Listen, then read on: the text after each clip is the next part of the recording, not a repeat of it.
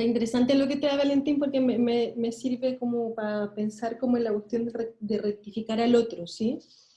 Pero primero quería decir algunas palabras sobre la víctima a propósito de la violencia, ¿sí? No sé si les ha ocurrido, ¿no? Y que es un poco paradojal, ¿no? Que generalmente la víctima se siente culpable, ¿sí?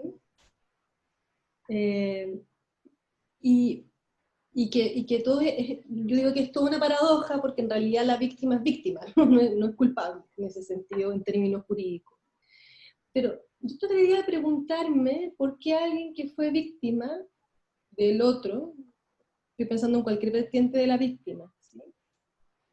Se siente culpable, ¿sí? Y si es necesario desculpabilizar o no, ¿sí? Porque clínicamente la experiencia dice, digamos, que la culpa es como el último intento por no quedar en la posición de objeto, ¿sí? Como de agenciarse, de haber tenido algo que ver con eso que ocurrió, donde el sujeto experimenta, digamos, la posición de objeto, ¿no? Entonces, como a posteriori aparece esto de la culpa que uno rápidamente trata de sacar, ¿sí? Pero en realidad eso le otorga un valor de agencia a ese sujeto. Entonces, me parecía importante como transmitir de alguna manera y que pensemos también como cuáles son las modalidades diversas de los pacientes, de la presentación de los pacientes, y cuál es, de alguna manera, lo que está detrás de eso, ¿no? Cuando alguien se presenta como deprimido, ¿por qué se está presentando así? Más allá de sacarle como rápidamente la etiqueta, ¿no? Que también dan ganas de hacer eso. Sino que más bien es como, ¿para qué le sirve presentarse así? ¿Quién le dijo, no? Bueno, eso respecto de eso, ¿no? Eh, quería hablarles de algo que nos enseña la clínica de la psicosis que se llama la rectificación del otro, ¿sí?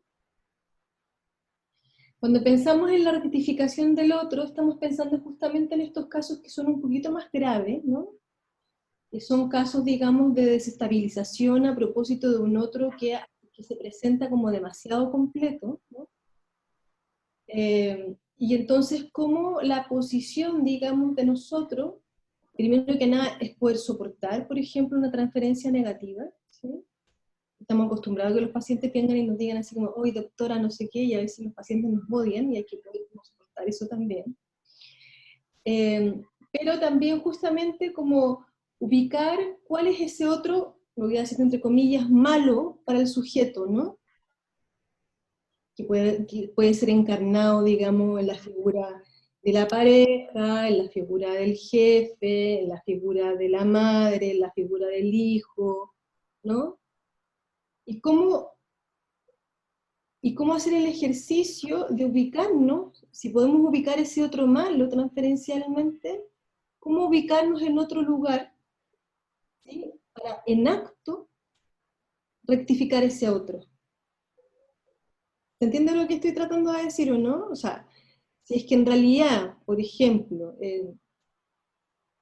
a ver, les traigo un ejemplo. Un chico que ha pasado por un chico de 17 años, cuando recibe 16 años, que ha pasado por muchos médicos porque le dio un supuesto ataque de epilepsia y lo han llevado a eminencia tras eminencia, ¿sí?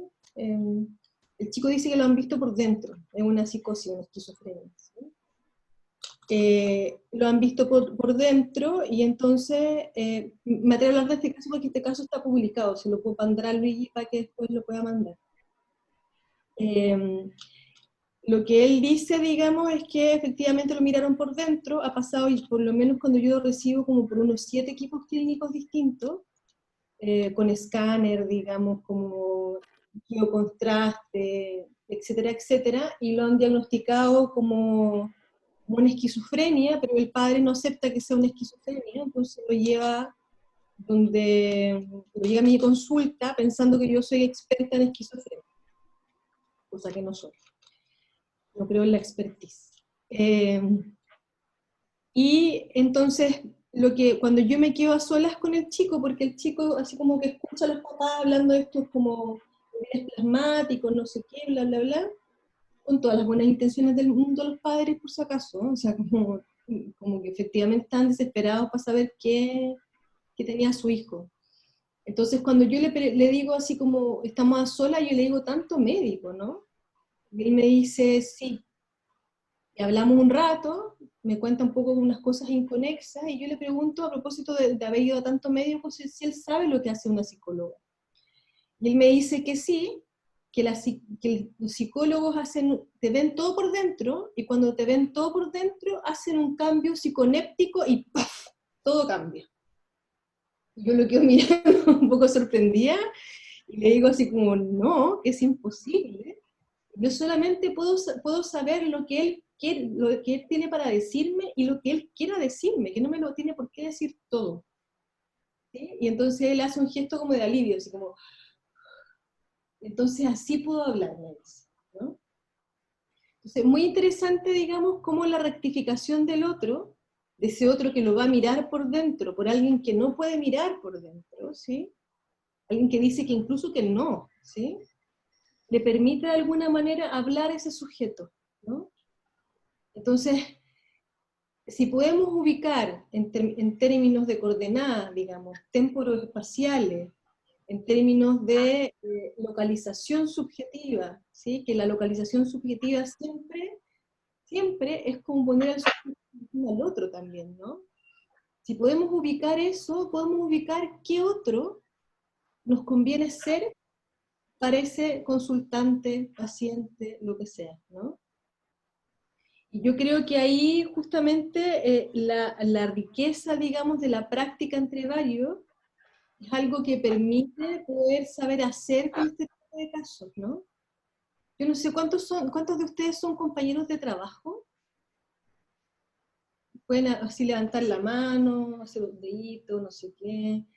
La mayoría de los asistentes somos parte de la misma red, Ya, de la sexta región, ¿sí? ya. Entonces, de cierta manera, todos nos vemos en reuniones regionales como 4 veces en el año, y después está dividido por microáreas, donde trabajan juntos, creo que somos 4 microáreas en la región.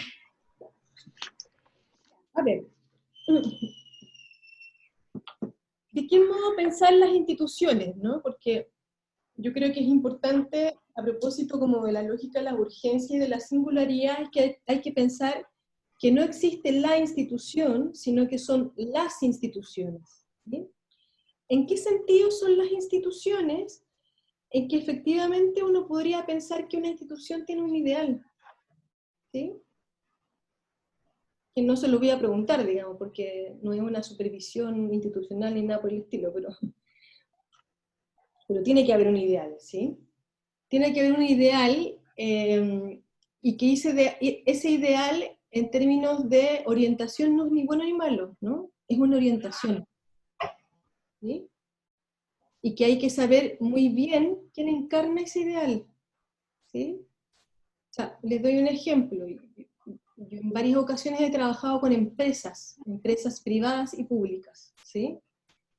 Eh, entonces, muy importante, a propósito como de de situaciones dramáticas, ¿no? Entonces, es muy importante como pensar cuál es la demanda que nos está haciendo a nosotros como trabajadores la institución en la que estamos, ¿sí? ¿Qué se nos demanda como trabajadores? ¿Sí? O sea, Metro, por ejemplo, nos demandaba que los pacientes rápidamente volvieran a funcionar, ¿sí? Era una demanda, digamos, respecto de la productividad, ¿sí? Entonces, creo que para poder estar en una institución hay que conocer muy bien al otro institucional, ¿sí? Que va a tener un ideal, va a tener, por supuesto, algo sintomático, o sea, algo que no anda, ¿no? A veces no andan los registros, a veces no andan las reuniones clínicas, a veces no anda lo administrativo, digamos. Y el síntoma, sin querer como eliminarlo, hay que orientarse por ahí, ¿sí?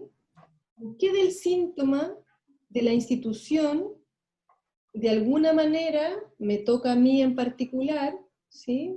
Le toca a mi grupo, porque además también siempre aparece la lógica grupal, porque nosotros somos seres gregarios, ¿no? Entonces tendemos a la grupalidad, ¿sí? Y esa grupalidad siempre o se aúna a un cierto ideal, ¿sí? O más bien rechaza el ideal de la institución, ¿sí? O sea, les estoy diciendo esto porque es muy importante entender cuando yo les digo así como, pucha, los protocolos, no sé qué, la cuestión, para dónde uno está, para quién uno está trabajando, o sea, eso es una cuestión estructural, ¿sí? Siempre va a haber malestar en eso, y está bien que lo haya. El punto es no sentirse sobrepasado, lo voy a decir en lacanés, gozado por la institución, ¿sí? Porque eso no nos permite escuchar, ¿sí? Porque ahí empezamos como a mezclar cuestiones que tienen que ver con lo institucional y con la escucha, ¿sí? Entonces, por un lado, conocer quién es el otro institucional, cuál es el ideal y cuál es el síntoma de la institución. Que el síntoma de la institución lo pueden pensar ustedes, digamos, ¿sí? Para mí, esto es lo sintomático de la institución, ¿sí? Esto es lo que no anda, lo que no pasa, ¿sí? Pero no para destruirlo, sino que para orientarse por él, ¿no? Eso por una parte, que me parece importante.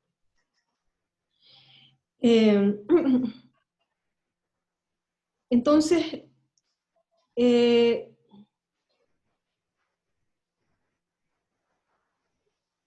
hay ciertas normas, protocolos, ¿sí?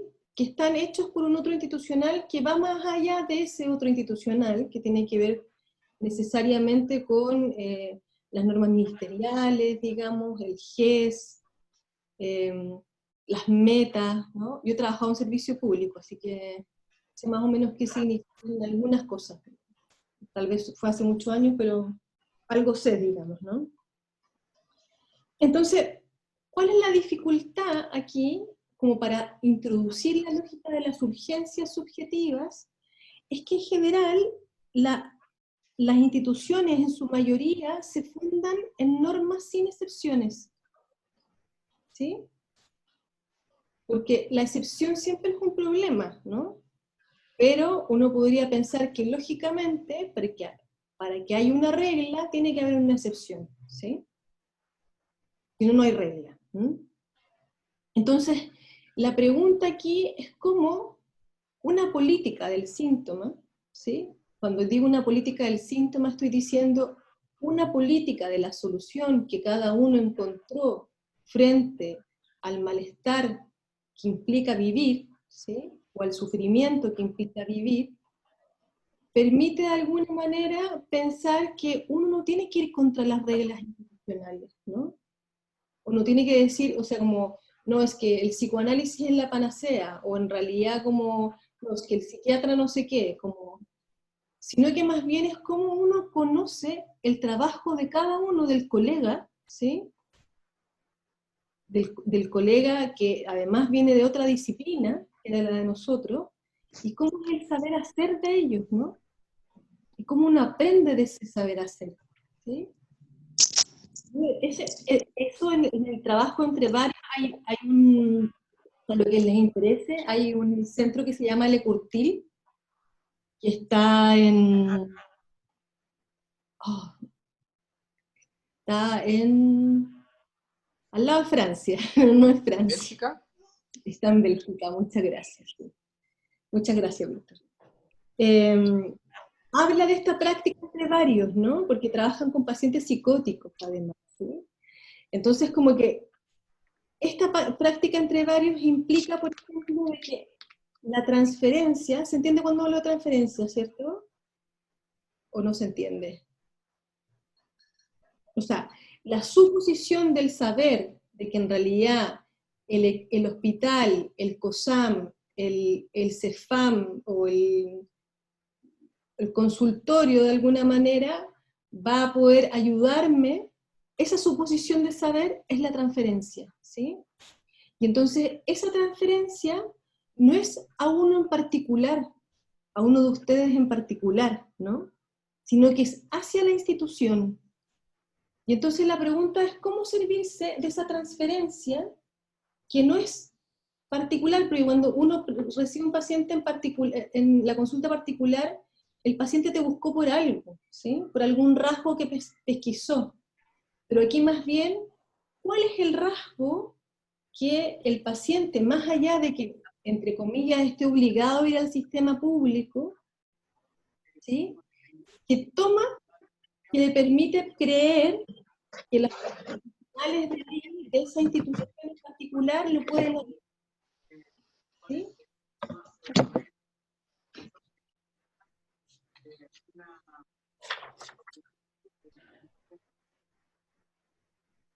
¿Se entiende eso, no? Entonces, creo que tiene que ver como con suspender, ¿sí? La práctica entre varios, suspender los saberes especializados para poder darle un lugar, digamos, al sujeto, ¿no? O sea, yo, por ejemplo, no sé, estoy inventando máximas, porque de verdad que desconozco si hay máximas donde están ustedes o no, pero el protocolo, por ejemplo, dice que los pacientes con adicciones tienen que tener una intervención familiar, por ejemplo, ¿sí? Uno podría preguntarse, porque existe la política de la mala trinchera, ¿no? Que es que yo hago como que, en realidad, como que estoy de acuerdo con todos ustedes en la reunión clínica, pero hago otra cosa en el box, ¿sí? Porque me da miedo, porque no puedo discutir, porque no llegamos a acuerdo. Además, nosotros somos un país muy bueno para no discutir, ¿sí? Muy bueno para no estar de acuerdo, porque si uno no está de acuerdo ya se transforma rápidamente en una pelea, ¿no? Entonces, más bien es como uno pone en el centro de algo que puede ser identificatorio, puede ser segregativo incluso, ¿no? ¿Se entiende cuando digo segregativo, no? O sea, que efectivamente un grupo, para poder conformarse como tal, tiene que tener ciertas características y tiene que no parecerse al resto de la gente. Y entonces aparecen estos grupitos que son segregativos, que en realidad como que yo me junto solamente con este tipo de profesional, o me junto solamente con puras mujeres, o me junto solamente... que eso es un fenómeno que ocurre, ¿sí? Es un fenómeno humano, digamos, ¿no? No me parece que sea un fenómeno a eliminar, ¿sí? Pero sí, más bien, cómo cuando nosotros nos orientamos por la política del síntoma, nos orientamos por lo singular, cómo ponemos al centro el caso y no los saberes especializados, no los grupos, no las identificaciones, sino que el caso en sí mismo. O sea, por ejemplo, este caso que traía Valentín recién, ¿no? Había una transferencia con él, ¿sí? O sea, efectivamente Valentín lo atendió y después de eso hubo calmarla, pero el protocolo dice que hay que ir, que hay que mandarla al hospital, ¿sí? ¿Hay posibilidad dentro de esta institucionalidad, es una pregunta porque no lo sé, de preguntarse si es que en realidad ese caso, a ese caso en particular, le convenía o no le convenía? ¿Sí? ¿Se podía hacer, por ejemplo, una derivación asistida y que Valentín hubiese ido con ella al hospital? Como dentro del marco institucional en el que ustedes se mueven, ¿hay espacio para invención? ¿Hay espacio para hacer invenciones? ¿Sí? O sea, no sé si hay asistentes sociales aquí, ¿no? Me imagino que sí. Como yo entiendo que los COSAM van y hacen visitas domiciliarias de rescate, ¿no?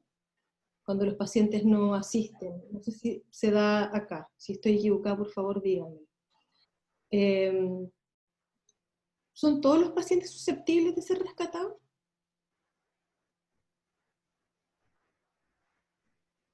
Sí, es lo mismo que les decía al principio, ¿no?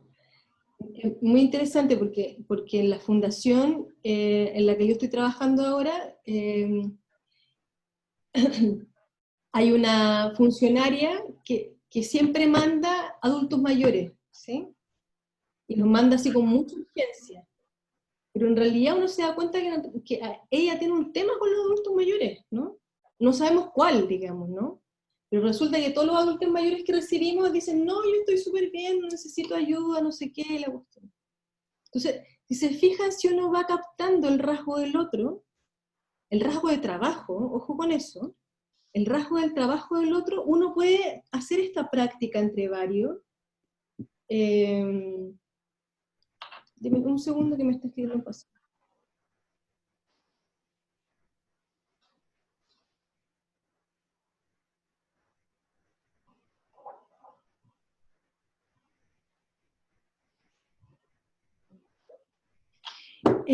Uno puede hacer esta práctica entre varios siempre y cuando tenga más o menos una cierta noción de estas cosas que les estoy planteando como ciertas coordenadas, ¿no? Que tienen que ver justamente con pensar si es que hay un ideal, pensar si es que hay algo sintomático, conocer el trabajo del otro, ¿no? Y estar dispuesto a hacer un trabajo interdisciplinario de verdad, ¿no? Como cuál es la habilidad que tiene, por ejemplo, el psiquiatra que yo no puedo tener, cuál es la habilidad, digamos, que tiene el terapeuta ocupacional que yo no tengo, ¿sí? ¿Cómo hacer intervenciones a un solo caso entre varios, ¿no? Que es un poco lo que aparece en algunas viñetas. Es como, efectivamente, puede asistir al hospital, ¿sí? ¿Con quién puede hablar? Que no sea solamente el psicólogo, ¿no? O el psiquiatra, ¿no? ¿Con quién sí ha podido hablar? ¿Qué rasgo del caso, ¿sí? O qué rasgo del otro del caso? ¿Se entiende cuando digo del otro del caso? ¿Sí? Porque uno le pregunta al paciente así como, bueno, ¿usted ha conversado con alguien? ¿Sí?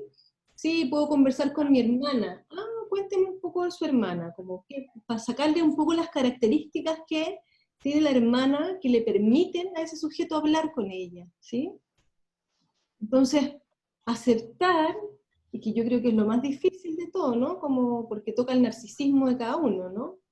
Aceptar de que nosotros cumplimos una función para el paciente, ¿sí?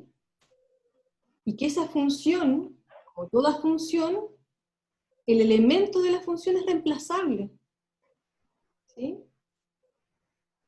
Por eso somos funcionarios, ¿no? Porque efectivamente esa función la puede cumplir otro, ¿no? Entonces, ¿cómo el paciente te puede dejar caer? Porque en realidad enganchó mejor con otra cosa o necesitaba otra cosa en ese momento en particular, ¿no? Yo recuerdo haber trabajado en un hospital del Capredena, no sé si conocen el Capredena, ¿cierto? La Caja de Previsión de la Defensa Nacional, ¿sí? Y, y atendí a una paciente catatónica, ¿sí? Y atender a una paciente catatónica es casi imposible, ¿no? Esto era un hospital, digamos, no era un hospital psiquiátrico, y ella llegó porque se murió la madre y la dejaron sola y se empezó a comer la frazada y le dio una obstrucción intestinal. Entonces la mandaron a psiquiatría y la atendí yo, y en realidad yo no sabía cómo atenderla, entonces lo que yo hacía era como, yo en ese tiempo estaba embarazada, le contaba cuentos, la llevaba a pasear a la placita que había dentro del hospital y le contaba cuentos. Pasaron meses así, hasta que un día la voy a dejar a su sector, me toca la guata y me dice que si yo tengo que ir a descansar por la guagua. Yo me quedé así, de una pieza cuando me habló, porque nunca me había hablado, ¿no? Y yo le digo que sí, y después de eso no quiso volver a hablar conmigo. Se puso a hacer cosas manuales, ¿sí? Y empezó a enganchar muy bien con la terapeuta ocupacional, digamos, empezó a hablar con ella. Y si se fijan, como que me dejó como un desecho, ¿no? Y que me parece que está bien, ¿no? O sea, como porque cumplimos una función. Entonces ahí no sé si ustedes pueden pensar como qué de estas funciones, y les pediría que abran sus micrófonos en este momento, cuáles las funciones, digamos, con quiénes de otras disciplinas se apoyan, digamos, ¿no?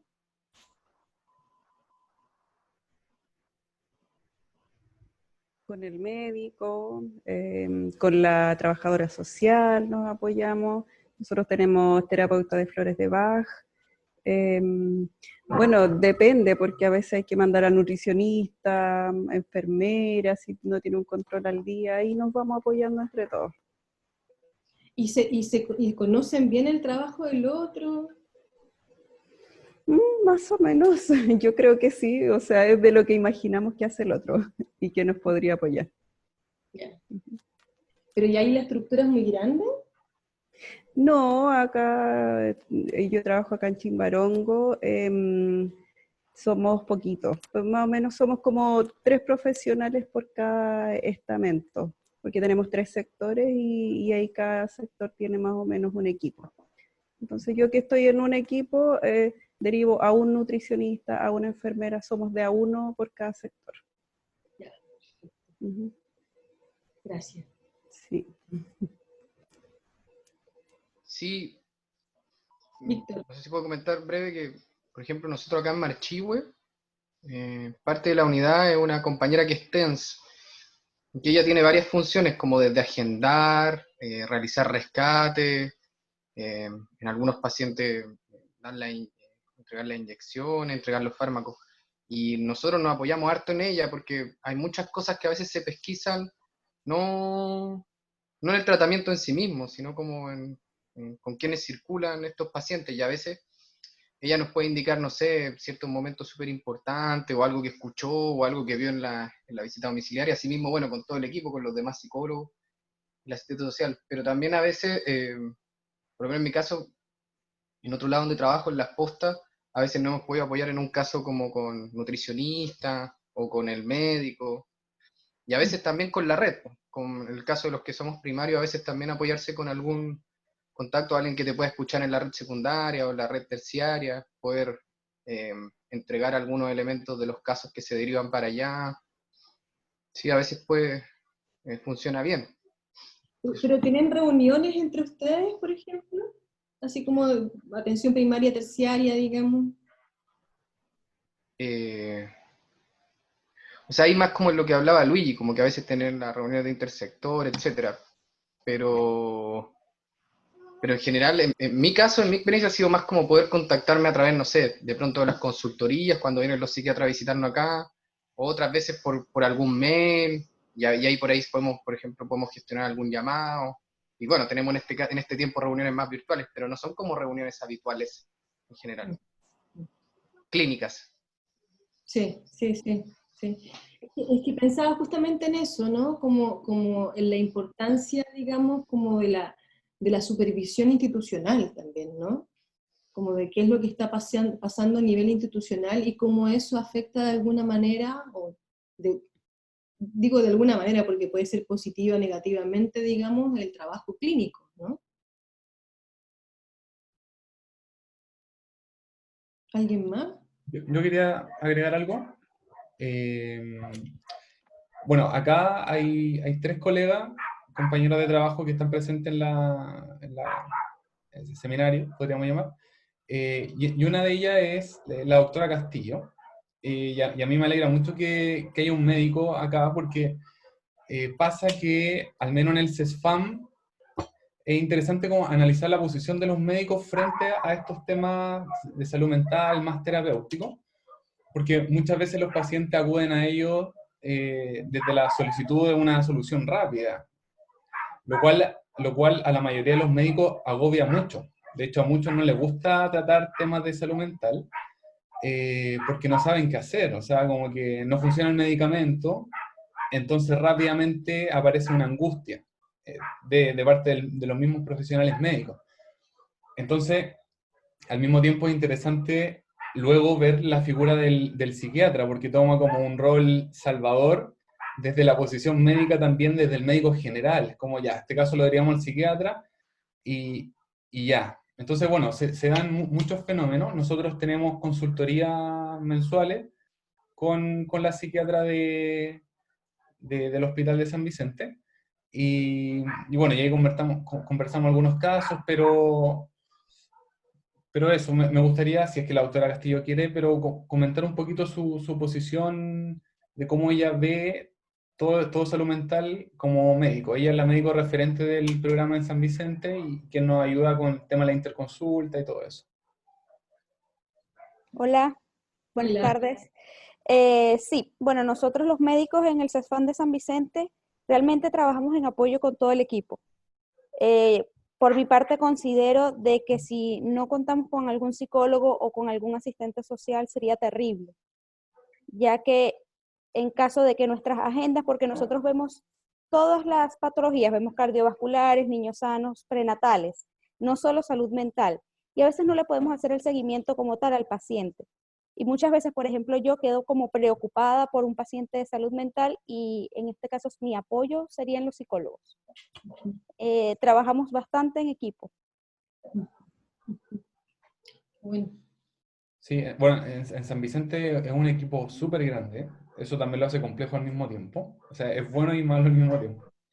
Se gana y se pierde. Somos 7 psicólogos y 7 trabajadores sociales. Uno de los equipos más grandes seguramente de la región, y suena mucho, pero sin duda igual nos quedamos cortos en cuanto a la demanda que hay. Y uno de los fenómenos que hemos visto que ocurre actualmente con esto de la pandemia, y eso también es interesante, me acordaba del primer módulo, era que todo lo que se está derivando actualmente a salud mental tiene como un tono de urgencia, porque hay mucho paciente que está, digamos, angustiado, ansioso, con crisis de angustia por este contexto, por las dificultades económicas, sociales, laborales, familiares, lo cual ha aumentado enormemente la demanda.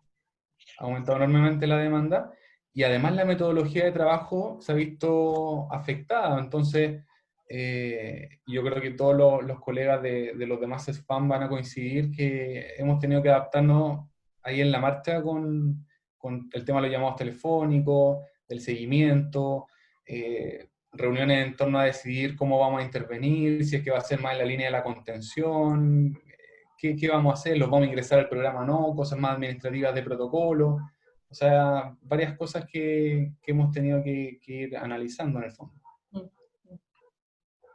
sí, está bueno esto que introduce Valentín, porque efectivamente como que la urgencia dentro de un contexto de normalidad, ¿sí? Si es que uno podría hablar de normalidad en algún momento, es muy distinto al momento de confinamiento en el que estamos viviendo, ¿no? Yo creo que tal vez es súper útil pensar como que el efecto de localización subjetiva, ¿sí? Es un efecto terapéutico rápido, ¿sí?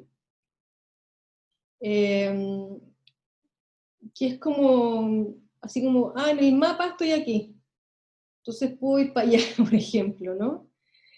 Lo estoy diciendo de una manera súper simple, porque no es tan fácil, digamos, en la práctica. Pero yo creo que en tiempos donde todo es urgente, ¿sí?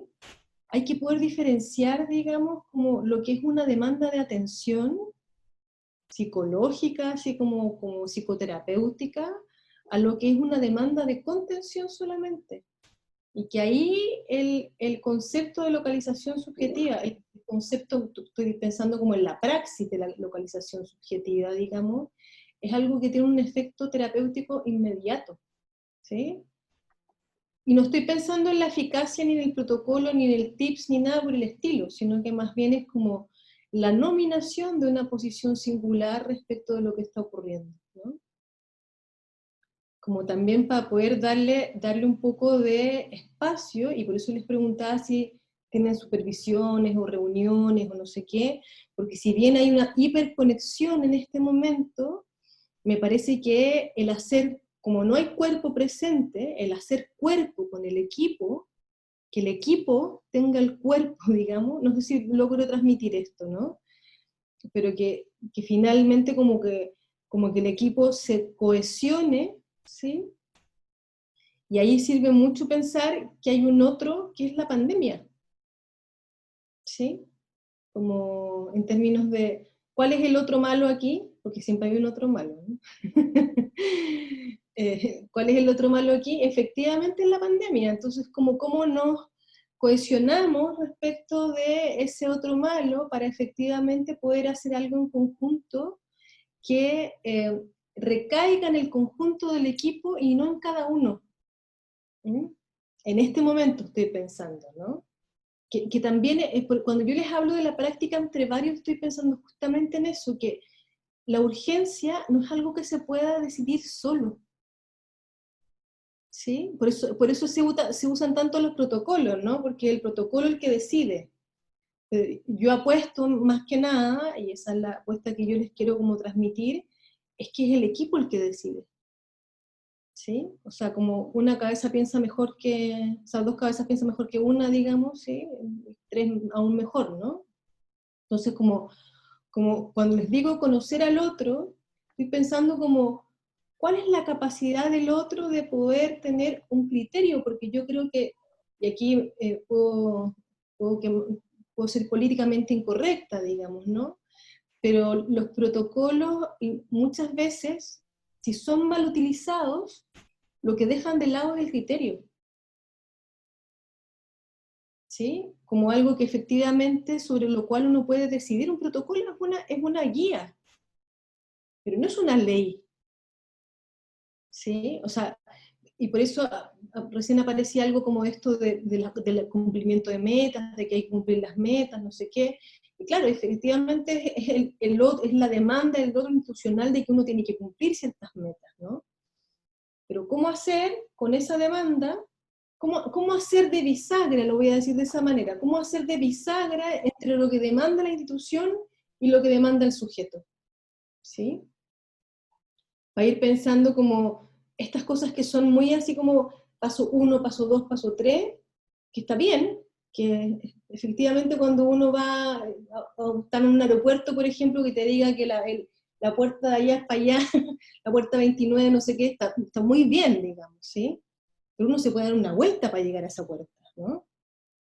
Entonces, me parece interesante esto que traen, digamos, justamente para ir pensando como en qué sí y en qué no se puede ir como flexibilizando o más bien inventando sobre estos protocolos. No sé si alguien más quiere compartir otra cosa. Yo acá. Mi nombre es Carolina Galvez, asistente social del CEFAM número 3.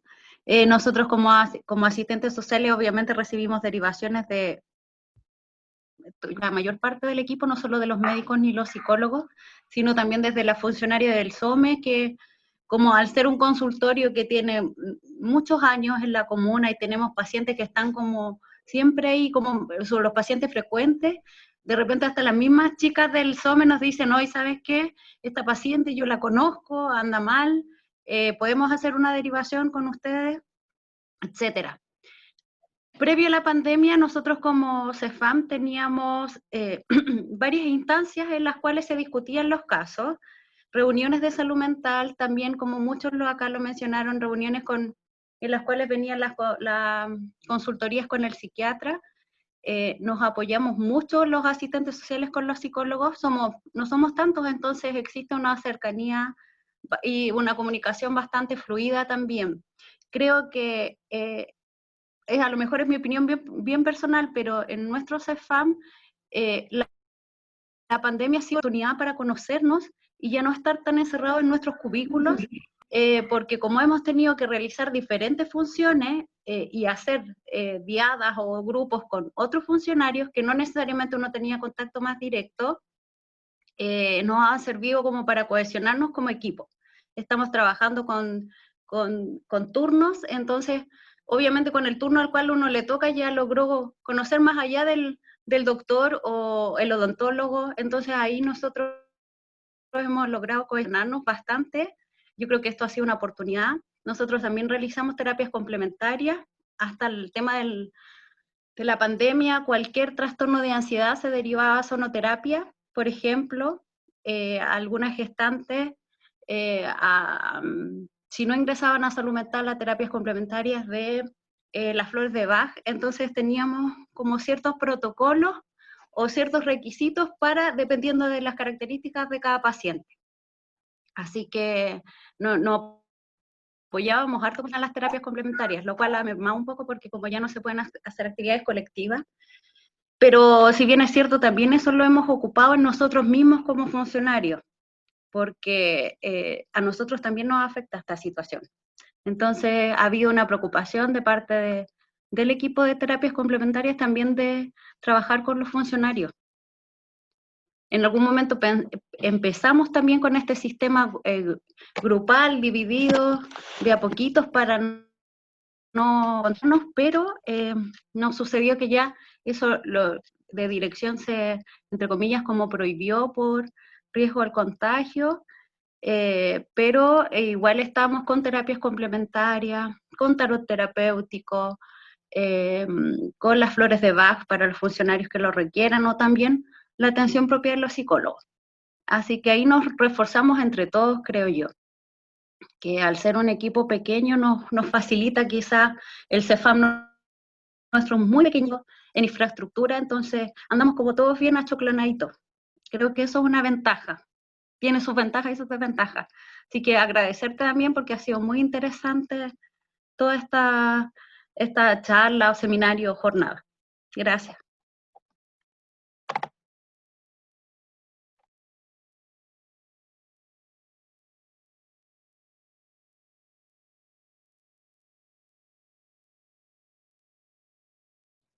Me silenciaron.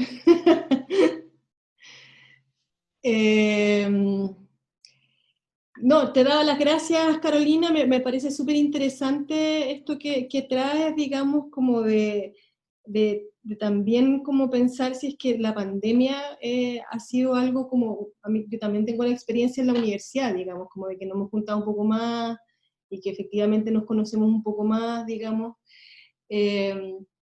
Yo quería decir lo último para ir cerrando este módulo, digamos, ¿sí? De esta pregunta que parece un poco obvia, ¿sí? Pero que es como preguntarse un poco a propósito de lo que tú planteabas, Valentín, también recién, como de que todo es urgente hoy día, ¿sí? Es como, ¿qué es lo que definimos por urgencia, ¿sí? O sea, como, ¿qué es lo urgente para un sujeto, ¿no? ¿En qué sentido? Porque nosotros recibimos muchísimos casos que es como que todo es urgente, ¿sí? Y entonces también esta lógica de extracción, digamos, de lo que el paciente dice, que es ir a buscar la enunciación de lo que el paciente dice, ¿no? Como que, bueno, ok, porque además como que te llegan estos casos así como de que no, estoy sin plata, tengo miedo por la pandemia, estoy peleándome con mi señora, tengo los hijos no sé qué, el colegio, la pega, como que es todo, ¿cierto? Y entonces, ¿cómo ir pensando en que uno puede ir de alguna manera haciendo algo de, ya, ok, todo, pero ¿qué de eso es lo más urgente hoy día?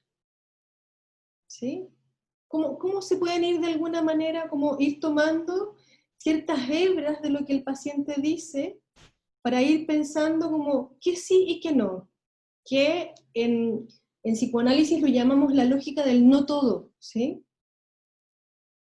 Que es que efectivamente no se puede estar todo el día como angustiado, no se puede no sé qué, no se puede estar preocupado por todo, es imposible, ¿no? Entonces, ¿cómo orientarse también por lo que no es posible, ¿sí? Como no todos traumatizados, no todo es la lógica del todo, ¿sí? Sino como más bien cómo ir agujereando, lo voy a decir de esa manera, algunas prácticas, ¿no? Un poco lo que señalaba Carolina, ¿no? Como, bueno, ahora estamos haciendo esto otro, que tiene que ver justamente con el autocuidado, por lo menos así lo escucho yo del equipo, ¿sí? Y cómo ir haciendo ciertas variaciones, intervenciones que permitan de alguna manera alojar también la posición, porque no voy a decir la subjetividad necesariamente, la posición de cada uno en los equipos, ¿no? Porque si pensamos en lo simbólico, uno tiene un lugar ahí, más allá de la profesión, por eso les decía que aquí hay que suspender los saberes, que no se, porque hay mucha, no sé, pues ponte tú, el año pasado empezó como iniciativa de parte de el decano de la Facultad de Ciencias Sociales de hacer un magíster de terapia ocupacional clínica, ¿no? Y ahí como que los psicólogos empezaron, no, nos van a quitar la pega, no sé qué. Es como, no, no te van a quitar la pega por eso, ¿sí? Entonces como que, si bien uno tiene un lugar en lo simbólico dentro de un equipo, también como que hay que pensar que hay posiciones distintas, ¿sí? No sé si se entiende cuando digo posiciones distintas, ¿no? Como una posición de enunciación distinta, o sea, como yo tengo la capacidad, por ejemplo, y eso es algo que el otro tiene que ir a verificarlo, ¿no? De poder tomar distancia con este tipo de casos, ¿sí? O yo en realidad me involucro demasiado con este otro tipo de casos, ¿sí? Tener claro también cuál es la relación que uno tiene con su quehacer, ¿sí? Para poder decir en qué momento sí y en qué momento no. ¿Mm?